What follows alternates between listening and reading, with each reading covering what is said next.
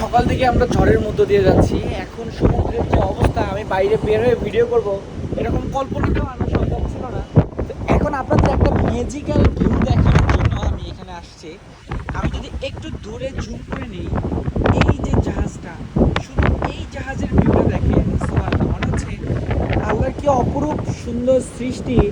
এই যে মেঘগুলো কিভাবে মেঘের ভিতর দিয়ে সূর্যের আলো এসে এই জাহাজটার মধ্যে পড়ছে।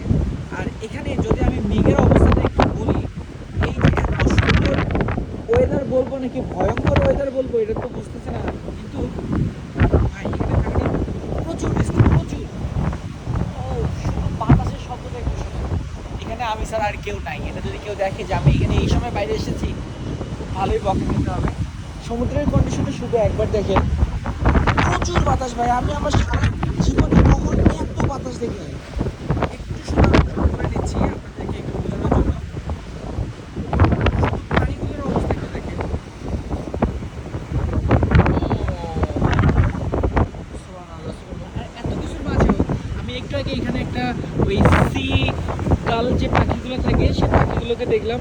এখন দেখ, আমাদের জাহাজ অনেক বড়, এত বড় জাহাজ এখানে থাকার পরেও আমরা একটু রিস্কের মধ্যে দিয়ে যাচ্ছি বা একটু ভয়ের মধ্যে দিয়ে যাচ্ছি। আমি এই জায়গায় দাঁড়াতে ভয় পাচ্ছি, তার কারণ এটা এত বেশি ডেঞ্জারাস আজকে এখানে থাকা।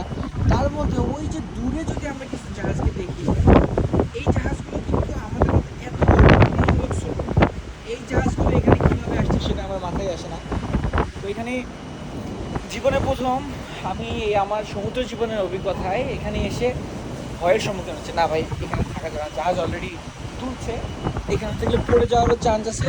তো সবাই অনেক বেশি ভালো দেখবেন। এখন আমাকে ভিতরে যেতে হবে। এতক্ষণ সাথে ছিলাম আমি।